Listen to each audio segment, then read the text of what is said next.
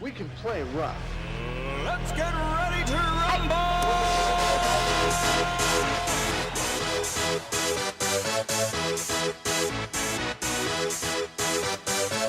Y'all ready for this?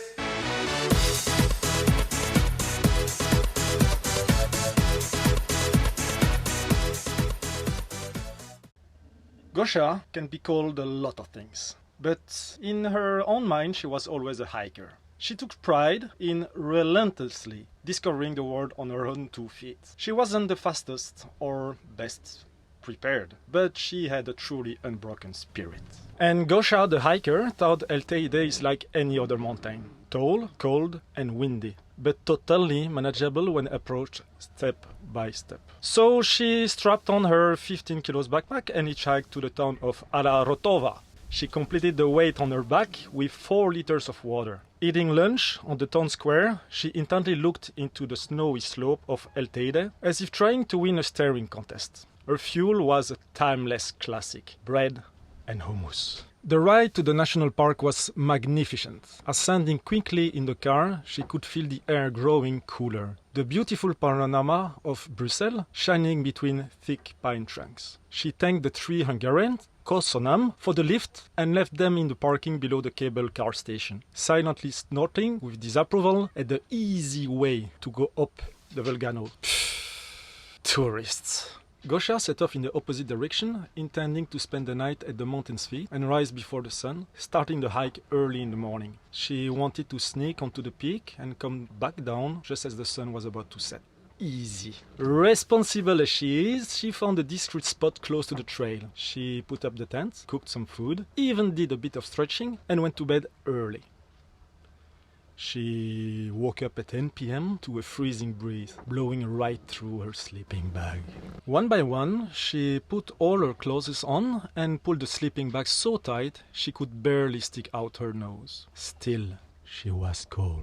She laid in her tent, shaking, listening to each sound coming from outside, slowly going from unsure to afraid to paranoid. Every crack was a human approaching, every rustle a wild animal. She pulled out her phone and started googling every danger that came to mind, trying to calm her imagination. Few times she stuck out her head to find nothing but bushes rustling in the wind and stars silently staring at her misery. In the act of desperation, she wrapped the sleeping bag in the emergency foil. Thank God, it seemed to stop the breeze going through. Only then she realized she had to pee! Kurwa! She spent the rest of the night ignoring her bladder, waking every hour from the cold and getting freaked out anew by every sound. Gosia ignored the 5 a.m. alarm, too tired to hike. Every single muscle in her body tense from the stress of the night. Her water frozen in the bottles, a thin layer of ice covering her sleeping bag. She got up at 7 and finally peed. Slowly, she rolled the tent and marched on towards the volcano, sadly munching on the frozen Snickers. She already knew there won't be any hiking that day. El Teide has defeated her before she even started to climb. Fine. He won the battle, but I swore to win the war. So I vowed to come back to Tenerife one day and have a rematch with Senor Teide. With my new fuck it all approach, I caught a ride to a campsite in Los Cristianos and took my first shower in 2 weeks. Next morning I was clean, rested and ready for boat hopping. I went to the port in Las Galletas, known as Marina del Sur. I always get a bit shy when asking people for a ride, but hitchhiking a boat is a whole other level. Nevertheless, I gathered my courage and asked a marinero for help. He turned out to be the nicest guy on the island. The whole day we went around together, asking people if they were going to La Palma. No luck. I only got 2 maybes, but people were mostly sailing to Gran Canaria. After asking every single person in the marina, I just sat down on a bench and painted postcards. Now, I've been painting most of my life, but only recently I got back into it. After going to art school, I had a weird approach to art. On one hand, I had more ideas for my own projects, but on the other, I didn't believe any of them were worth anything.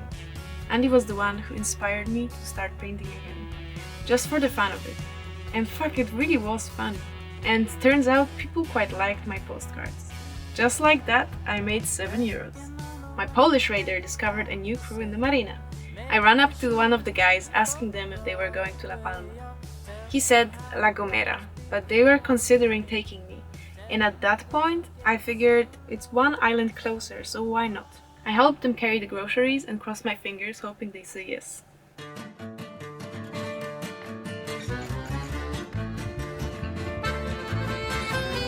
Now, there's a number of skills that come in handy when you're trying to hitchhike a boat. Sailing being the obvious one. Then you have cooking, cleaning, helping with maintenance, the useful ones. Actually, the better ones are the artsy ones. Painting postcards was a great conversation starter for me. So many sailors would come up to me just because I was sitting there the whole day painting, and they wanted to see what I was doing. But I definitely think that it catches people's attention. Even better would be playing any kind of instrument. Even if the only song you can play is Riptide over and over again, take a guitar with you and I guarantee you'll get a boat. But neither of those landed me that first boat. Believe it or not, that crew took me because I could roll cigarettes for the captain while his wife wasn't watching. Or pretending she did it. They were a crew of 7 and came from different parts of Poland. A few guys from around Kraków, a passionate fisherman from Pomorze, and a couple from Bieszczady. Sailing with them felt like a strange vacation with my distant relatives. From day one, they took care of me like part of the family, invited me to dinners, and joked around like good old uncles. We put up the Genoa mostly for decoration and motored all the way to La Gomera, sipping on one beer after the other. They came for a week, chartered a boat, and brought 7 fishing rods. I was with them 4 days, and they didn't catch a single fish. But my favorite thing about them was that they ate cacahuetes with the skin on, even after I told them that this is not exactly what you're supposed to do. You know, good old Polish stubbornness. We sailed to Valle Gran Rey, where I decided to stay for a night. I said bye to my little sailing family and left in the direction of Playa de Ingles. La Gomera has a long history of hippie communities living in the southern valley. Back in the 70s, there came a wave of young people, setting up camps on the beach and staying for years, building whole towns and raising kids together. I expected to find similar people as I did in La Caleta in Tenerife. Approaching the beach, I could already see a circle of hippies dressed in funky clothes and singing and dancing around. And then when I came up to them, I could feel that it was a closed circle. Having a short conversation felt like an intrusion. Everybody staring at me, waiting until I leave. Maybe it's my problem that I didn't expect to be so unwelcome. There were a couple of tents around mine, but I only spotted one girl living there. I smiled at her, and when she saw me, she started walking faster. I gave up. I made a nice dinner, and I spent the rest of the night wasting my battery watching the entire season of Wednesday. I woke up feeling something crawling over me. Chill, Gosia, I told myself. It's just your imagination. I still remembered what it can do from my Teide experience. But then, I felt it again. And again. So I sit up, turning my headlight, and I see a huge rat running all around my tent. That fat motherfucker bit through my tent and through my backpack and stole my chocolate. Now, high on sugar, he was squeaking like crazy and running around my tent. So I opened all the doors, I lifted up my mattress like a shield, and one by one I started pulling out the things from my backpack because I wasn't sure if he left or not. And then when my backpack was empty, I slowly put down my shield. I took all the food, I put it outside on a big rock, really far from the tent. And then I came inside, I closed the doors, I took out my thread and needle, I sewed up the hole that the rat did, and I left the headlight on, and the rest of the night I was laying down like this, listening to the fucking feast outside and all the squeaking noises. Hijos de puta, ratones de mierda. Fucking rats. I woke up late. Too late to hike, plus I didn't feel like doing anything. The rat attack consumed what was left of my confidence, and I had no desire to face a new island that day.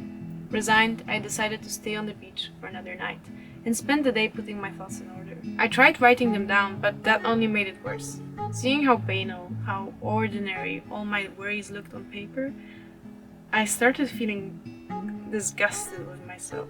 There I was, on a beautiful island, traveling alone like I always wanted, being that brave, amazing girl. And yet I was constantly worried about how my body looked, about letting down the people around me, blaming myself for every ridiculous detail like a true people pleaser. Questioning once again all my life choices, leaving Poland, dropping out of university, going on this ridiculous journey. To be honest, I couldn't even remember what I was doing there. South America seemed like a fever dream. That was my lowest moment on this journey. My only consolation was the beautiful sunset. The hippie Germans came back to play some volleyball on the beach, but I didn't even try. I retreated to my tent, sad and defeated. One more rat attack from a complete breakdown.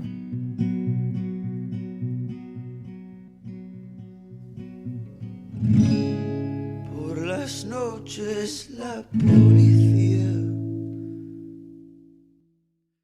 Thankfully, the rats stayed away. The next morning, I got my spirit back. I planned a long, demanding hike. A physical challenge was exactly what I needed. La Gomera is the purest of all Canary Islands.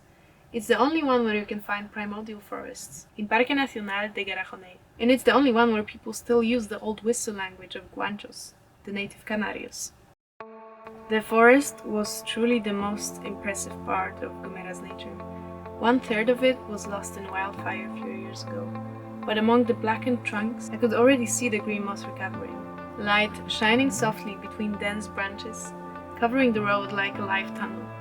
And there was water! Hiking, I could hear the river down below and smelled moist ground, reminding me of mountains back home. It's amazing how easy life is when you're hiking. Everything that troubled me that day before was still valid, but now my head was clear and I could feel my heart growing happy.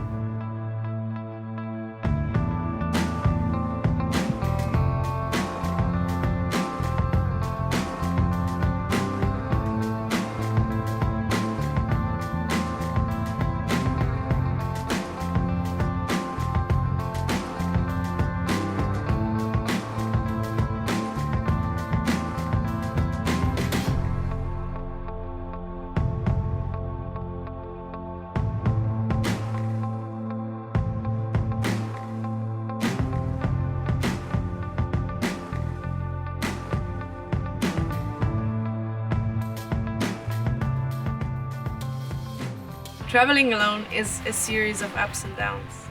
There's nobody to distract you from toxic thoughts, and learning to deal with yourself takes time. My head was still a mess, but that day I was able to approach it with a little more distance. Despite the loneliness, I loved La Gomera, and the port in San Sebastian became my favorite one in Canarias. On February 3rd, I said goodbye to my Polish crew. I spent the day painting in the port and talking to sailors. I found out going to La Palma from La Gomera was nearly impossible because the winds come mostly from the north. Still, I asked every single person in the marina. By the end of the day, everybody knew me and complimented my postcards passing by. One guy, a painter himself, greeted me with "How's it going, Picasso?" every time he passed me. Even though it seemed like everyone was going in the other direction, they were still so nice to me. They wished me luck, offered coffee and empty beds on their boats. If I wasn't in a rush, I would have gladly stayed a couple days, and I would probably find that boat. But the following day was my 22nd birthday, and I wanted to spend it with a friend. I managed to sell enough postcards to buy a ferry to La Palma. And as much as I hate ferries, I am so against them. They are completely overpriced and swarmed with consumption-crazy tourists just waiting for the souvenir shops to open. I was pretty happy to finally arrive in the place Andy told me so much about. I nearly fell asleep on the bus to Fuencaliente. But then, precisely at midnight, I was standing in the gate, in front of the famous sign. Mom is in the kitchen, cooking up something good, and Daddy's on the sofa. Thank you guys so much for watching. Remember to subscribe to my channel, and if you like the video, smash that like button! You can also follow me on Instagram at Bailando and visit my website arcovidia.com for more traveling content. See you in the next one! Bisous! À bientôt! Ah non, peut-être! Perfect.